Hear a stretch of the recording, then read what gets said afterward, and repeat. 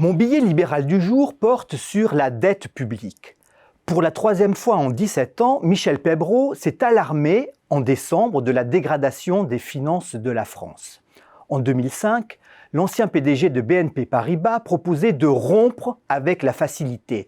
La dette pesait alors 67% de la richesse nationale. Lorsqu'en 2017, il récidive sous le titre « État d'alerte », elle dépasse 98% du PIB. En 2020, on le sait, les effets de la pandémie l'ont porté à 115,6% du PIB et Michel Peibraud insiste « Il faut, écrit-il, que nous nous convainquions collectivement des méfaits des déficits et que nous triomphions de notre addiction à la dépense publique qui en est la cause. » Soyons francs, cet appel a peu de chances d'être entendu. Dommage car la politique budgétaire est première parce que la dette pose la question de la dépense et plus encore de son efficacité, donc du pouvoir de l'action politique, donc de la crédibilité de la parole politique, donc de l'avenir d'une démocratie affaiblie par ses impuissances. Mais à tout problème, les apprentis sorciers du déficit permanent continuent d'apporter la même solution, toujours plus. C'est vrai, ce n'est pas nouveau. Ce qu'il est plus, c'est que le contexte peut sembler leur donner raison sous des prétextes fallacieux. C'est le retour en grâce de la dette publique. D'abord, les taux d'intérêt nuls rendent la dette soutenable.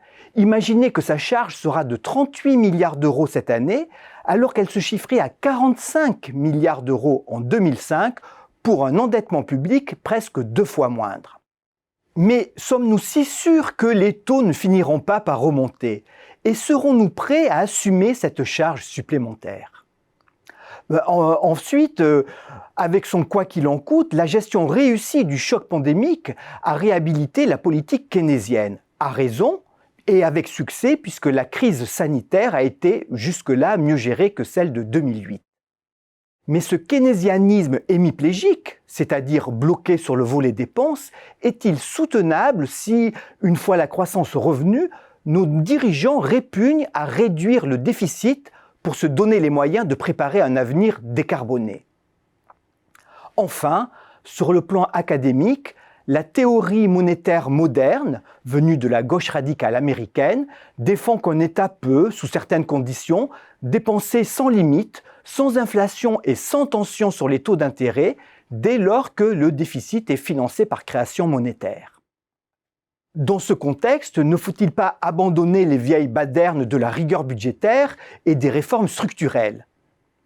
C'est la question.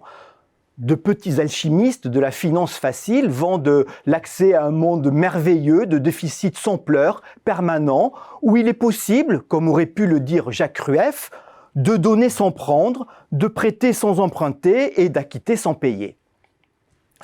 Une fois que la vague du quoi qu'il en coûte se sera retirée, reviendra pourtant la question de l'efficacité de la dépense.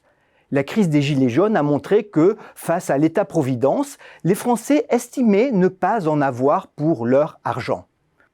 Comment expliquer par exemple que la politique du logement mobilise 3 fois plus de ressources que la moyenne européenne, alors que la dépense restant à la charge des ménages est la plus élevée de l'Union?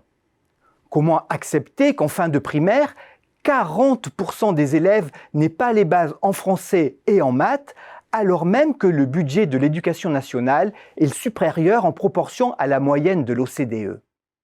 Répondre à ces questions, c'est revenir sur terre à propos de l'utilité de la dépense et donc de la dette publique. Mais qui est prêt à atterrir en campagne électorale?